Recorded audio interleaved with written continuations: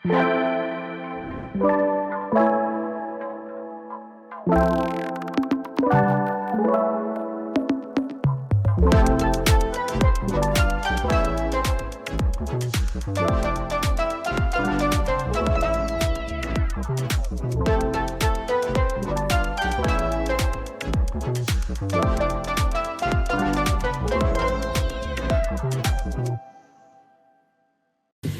respectfully, we invite the Chief Imam to give us the opening prayer. إن لله ما أخذ وله ما أعطى وكل شيء عنده بأجل مسمى إنا لله وإنا إليه راجعون اللهم آجرنا في مصيبتنا واخلف لنا خيرا منها. Unto Allah belong that which He takes, and unto Him belongs that which He gives. Unto Allah we belong, unto Him is our return.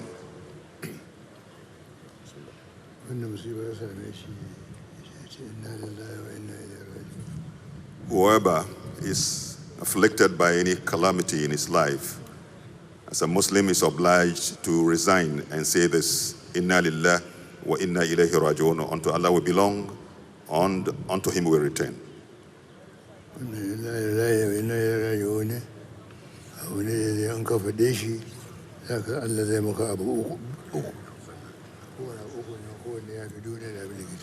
Wannan inna lillahi wa inna ilaihi raji'un, idan musiba ta sami mutum ka fade shi, Allah zai maka abu uku, kowane abu uku nan duka yana da girma, ya fi duniya duka kuma girma.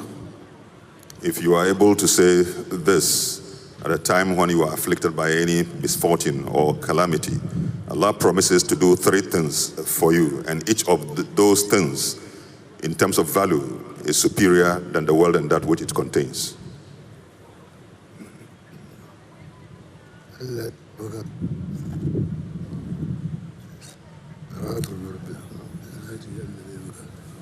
Na farko Allah zai maka salawatun salloli da yawa.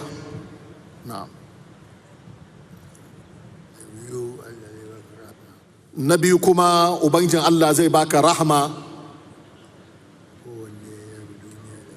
Kowane ɗayansu ya fi duniya da abin da ke gidan duniya.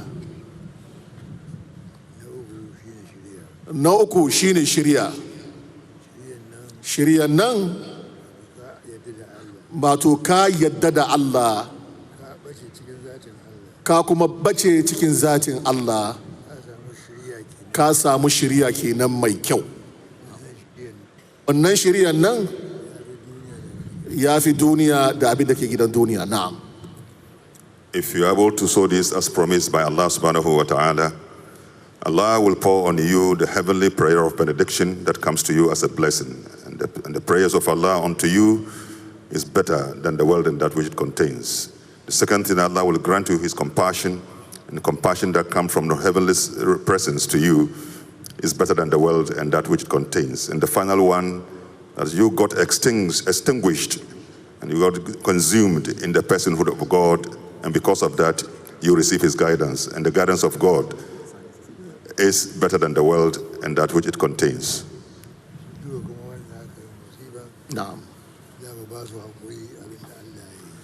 Male ce wa'anga yan waye mu da su koma zuwa ga Allah su duka zai ba da hakuri ga yan waye mu da suka rasa yan wansu kan wanga musiban da ya same su. To all the families that have suffered this great loss, what can we say except to give them words of encouragement, that may Allah grant them the fortitude and the patience to be able to go through this agonizing time.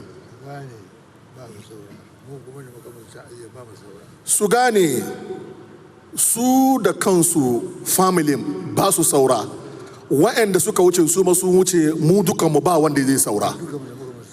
Mu duka da kuma yau muke musu ta'aziyya, mu ma ba mu saura, mutuwa ya kai gare mu. Su kuma ba su saura. kowane zamani za yi. Let it be firm in our minds that they have gone and we also will follow the same path.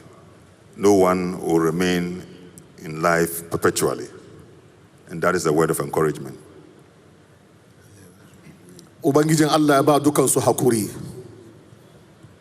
Therefore, we pray that Almighty Allah will grant them the patience and the fortitude to go through. And all the families too, we still want to say to them, may God give you the patience. Mala ya ce shugaban kasa President John Dramani Mahama shi kansa yana masa addu'a. Allah ya kiyaye shi, amin. Ya kiyaye kasar mu Ghana, amin. Ya kiyaye kuma jama'an Ghana, amin. Duk wani aibi cikin kasar Ghana, Allah kada ya kawo shi, Allah ya kiyaye, amin. To His Excellency the President, we pray that may Allah grant him the patience and help him in his work, and to the whole of the nation, we pray for God's protection. May we not see a repeat of such a calamity in the history, in the future of our country. And the Chief Man will end up with a prayer. بسم الله الرحمن الرحيم. لو أنزلنا هذا القرآن على جبل لرأيته خاشعا متصدعا من خشية الله وتلك الأمثال نضربها للناس لعلهم يتفكرون. هو الله الذي لا إله إلا هو عالم الغيب والشهادة هو الرحمن الرحيم. هو الله الذي لا إله إلا هو الملك القدوس السلام المؤمن المهيمن العزيز الجبار المتكبر سبحان الله ما يشركون. والله الخالق البارئ المصور له الاسماء الحسنى يسبح له ما في السماوات والارض وهو العزيز الحكيم. بسر فاتحه. فاتحة. بسم الله الرحمن الرحيم. الحمد لله رب العالمين الرحمن الرحيم مالك يوم الدين إياك نعبد وإياك نستعين اهدنا الصراط المستقيم صراط الذين أنعمت عليهم غير المغضوب عليهم ولا الضالين آمين. ونعوذ بك من شرور كل جاهل ماكر وسير كل ساهر وبغي كل باك وحسد كل حاسد وقدر كل قادر وكيد كل كائد وعداوة كل عدو. اللهم بك رسول على الأعداء والقرناء وإياك نجو لا تلائب والأولياء. اللهم لا تنسنا ذكرك ولا تولنا غيرك ولا تؤمنا مكرك ولا تكشف عنا سترك ولا تكنسنا من رحمتك ولا تبعدنا منك نبيك وجوارك وأعذنا من سعدك وقلبك ولا تعجزنا من رحمتك ورويك وكلنا أنيس من كل روعة وخوف وحاشية ووحشة وقربة وأسمنا من كل هلكة ونجنا من كل بلية وآفة وآهة وقصة ومهنة وزلزلة وشدة وإهانة وذلة وقلبة وقلة وجوع وعطش وفقر وضيق وفتنة ووباء وبلاء وكرك وسرك وحر وبرد وناب وغي ودلال ودالة وهامة وذلة وحدايا وهم وغم ومسلم وخصب وخلة وإلة ومرل وجلود ذان وفالج وباسور ونقص وهلكة ومليات وكبيات في الدارين الكلام. اللهم ارفعنا ولا تدعنا وارفعنا ولا ترفعنا وآتنا ولا تحرمنا. اللهم زدنا ولا تنقصنا وارحمنا ولا تعذبنا وفرج همومنا واكشف همومنا وانصرنا ولا تخذلنا واكرمنا ولا تهنا واسترنا ولا تبلانا وآثرنا ولا تسر علينا واحفظنا ولا تلجينا فإنك على كل شيء قدير يا أقدر القادرين ويا أسرع الحاسبين. اللهم أنت أمرتنا بدعائك ووعدتنا بإجابتك وقد دعوناك كما أمرتنا فأجبنا كما وعدتنا يا ذا الجلال والإكرام إنك لا تخلف الميعاد بسر آمن. بسم الله الرحمن الرحيم. آمن الرسول بما أنزل إليه من ربه والمؤمنون كل آمن بالله وملائكته وكتبه ورسله لا نفرق بين أحد من رسله وقالوا سمعنا وأطعنا غفرانك ربنا وإليك المصير. لا يكلف الله نفسا إلا وسعها لها ما كسبت وعليها ما اكتسبت. ربنا لا تؤاخذنا إن نسينا أو أخطأنا ربنا ولا تحمل علينا إصرا كما عملته على الذين من قبلنا ربنا ولا تحملنا ما لا طاقة لنا به واعف عنا واغفر لنا وارحمنا